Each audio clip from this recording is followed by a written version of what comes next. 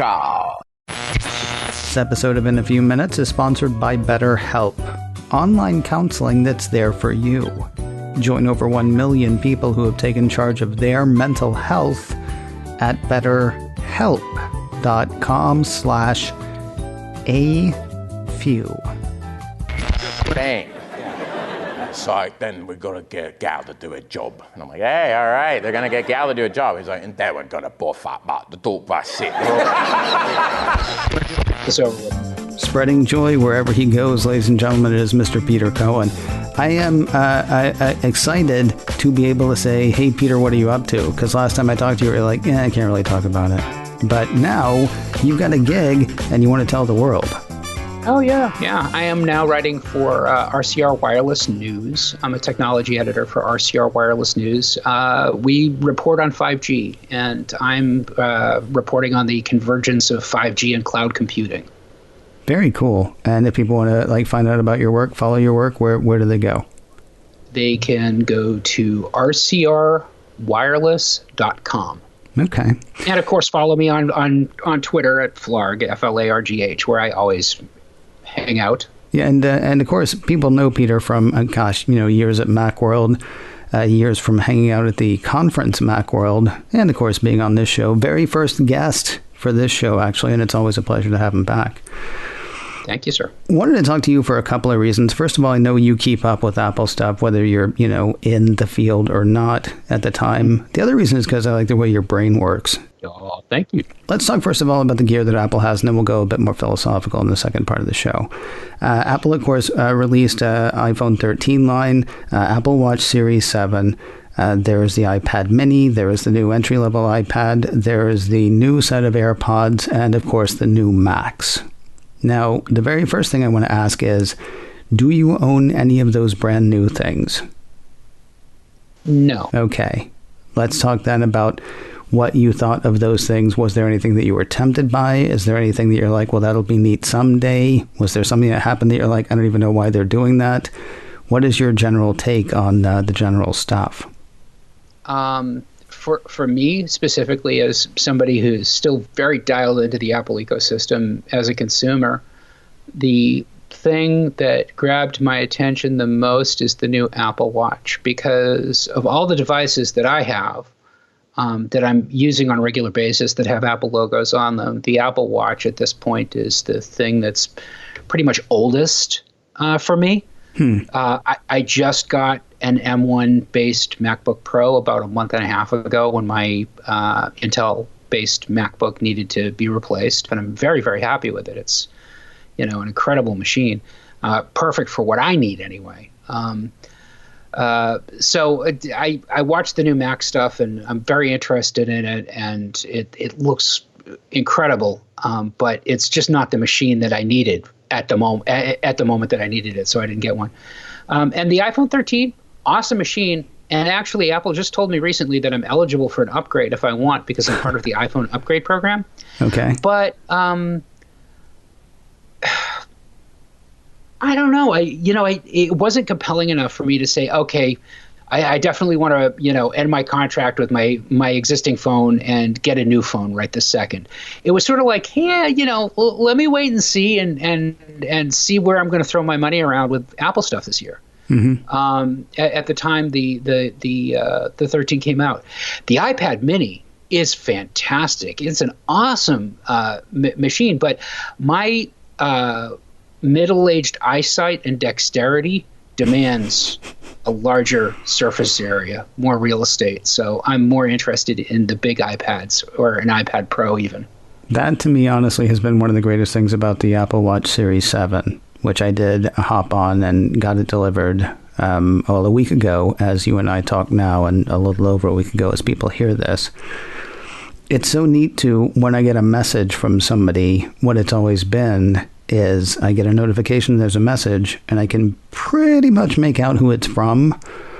And then I either have to find my glasses or go get my phone because it was too small. It's just big enough now that I can actually make it out without my glasses and then, respond accordingly. There was another thing I was going to ask you about. The phone. What are you carrying currently? I've got a 12. Oh, you got a 12. Okay. Because what I was going to say, people have heard the story, so I'm not going to bore everybody with it. But for whatever reason, I ended up going from an 11 to a 13. And the biggest difference, and it sort of surprised me because I think you and I about a year and a half ago on this show were like, I don't get why anybody cares about 5G. And there's still no killer feature for me with 5G except for it being 5G. I've got coverage in stores where I didn't have coverage before, and things are just, that much zippier, which is a combination of course, the 5G coverage and, the better processor in the phone. If you would ask me if there was anything wrong with my iPhone 11, no. And I would still say there was nothing wrong with my iPhone 11, but I'm feeling like, it's like I had an uncle who used to trade up cars every 2 years. And I get it with this phone moving from that one, I guess. So I was going to ask you if you felt you were missing anything with the 5G, but you've got the 12, so no, I guess would be your answer. Yeah, indeed. If anything, the 12 and the 13 are both in the same boat when it comes to 5G, and at least here in the U.S.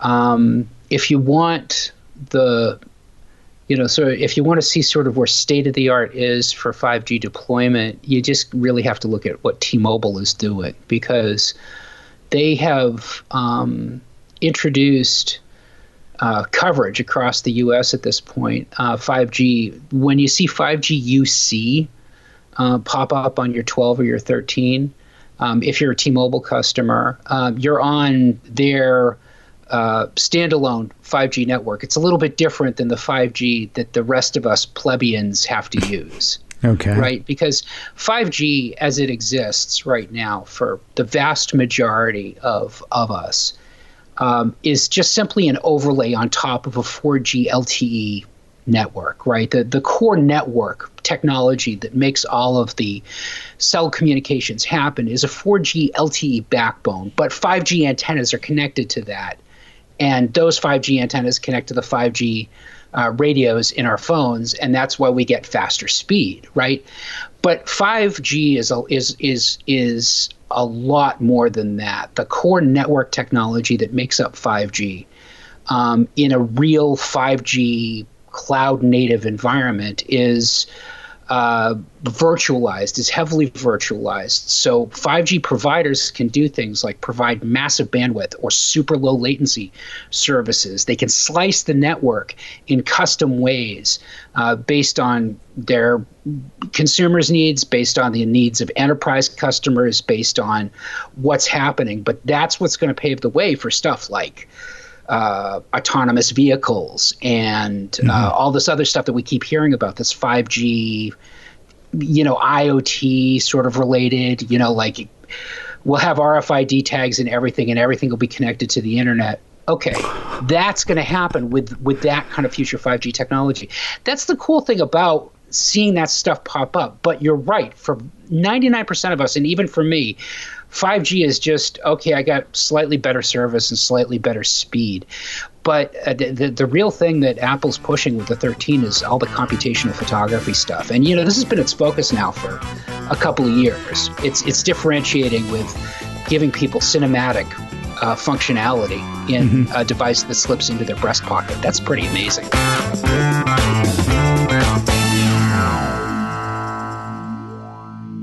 What's getting in the way of your happiness? If your answer is nothing, congratulations. If you had any other answer, help is out there. BetterHelp, sponsor of today's show. Here's how it works. You go to their app or their site, you answer a few questions, and BetterHelp goes to work finding the right licensed professional therapist for you. Then you work with them on stress, anxiety, grief, self-esteem issues, whatever's holding you back. And you do it in the way that's most comfortable for you. My last counselor and I used a combination of phone calls and text messages, all of it safe and secure inside the BetterHelp app.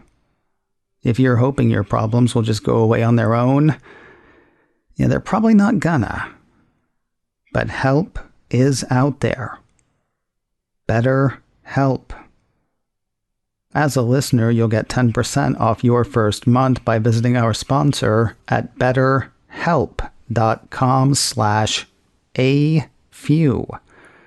That's HELP. betterhelp.com/afew. As in a few minutes. Join over 1 million people who have taken charge of their mental health. Again, that is BetterHelp, HELP, betterhelp.com/afew.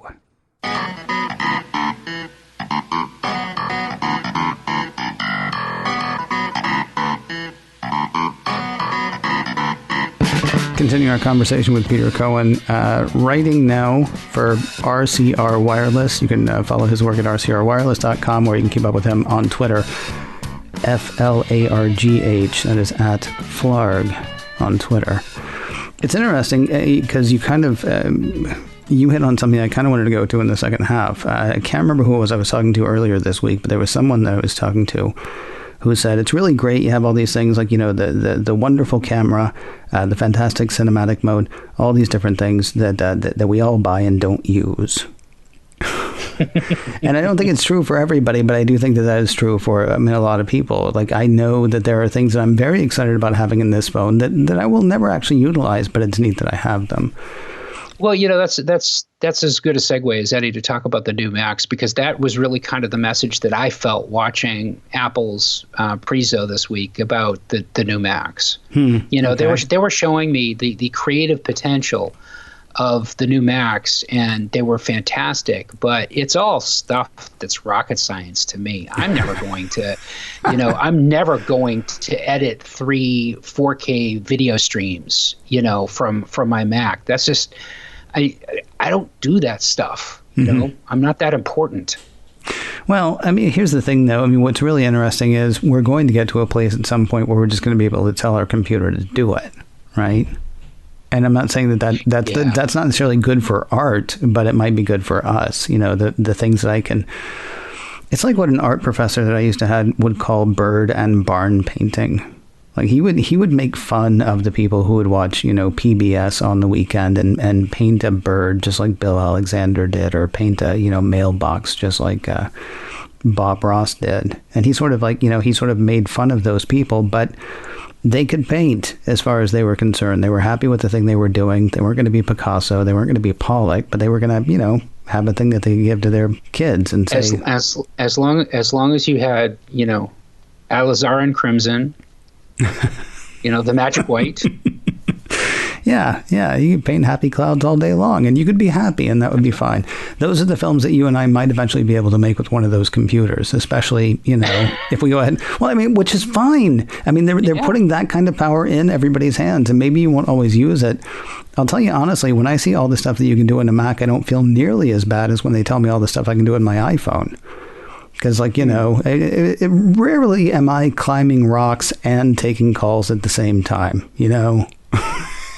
Yeah, and live streaming 8K to TikTok. Right, and that's generally speaking what they're showing me in those things. Like, let's say you're scuba diving and you remember that you had a meeting that was supposed to happen in 5 minutes. Well, just go ahead and take your meeting under the sea. It's like, well, that seems a bit unrealistic. It's great that I have all that power. Somewhere along the way, though, I started to feel bad about myself for not utilizing it. For not utilizing it, right. I do want to ask you about, but sort of along those lines. So we had an interesting thing happen with the Mac this week. They put a bunch of ports back. They made it, it looks like a Mac.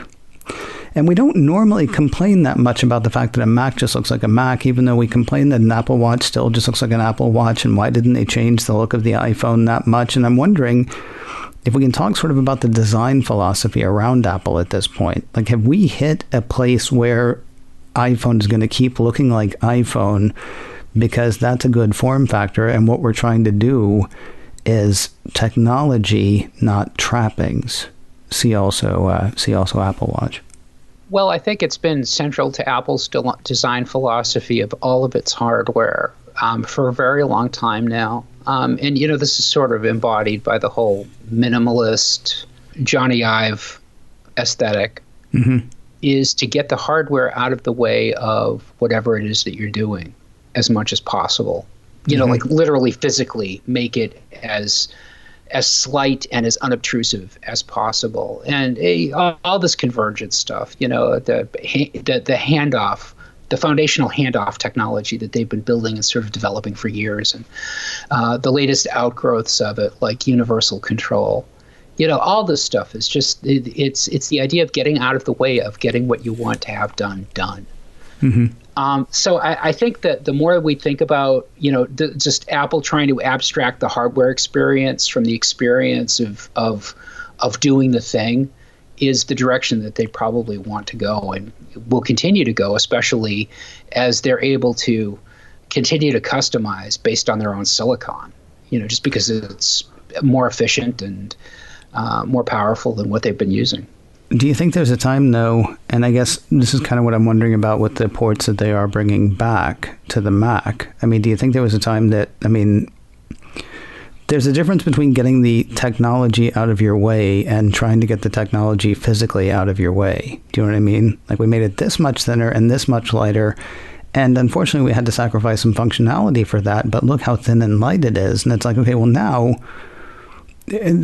trying to get out of my way has become an obstruction in its own sort of way. That was 2016, right? You know, the 2016 MacBook was sort of everybody waking up to the fact that maybe Apple's design aesthetic had outpaced its actual ability to have things manufactured for it, right? Because it was clear that they were putting out products that weren't meeting people's needs. You know, the butterfly keyboards that wouldn't work right. You know, battery problems, et cetera, and so forth. So the touch bar, which, by the way, I like. I'm new to it, but I do like it. And it's been very useful for me, especially when I'm using applications where I don't have muscle memory retained for a bunch of shortcuts. But my point in all this is that I think one of the most spot-on comments I saw on social media this week is somebody who recognized and it said basically, so what they did is they gave us everything that we had complained about in 2016 they fixed, and they just gave us massive amounts of performance. Okay, cool, I'll take it.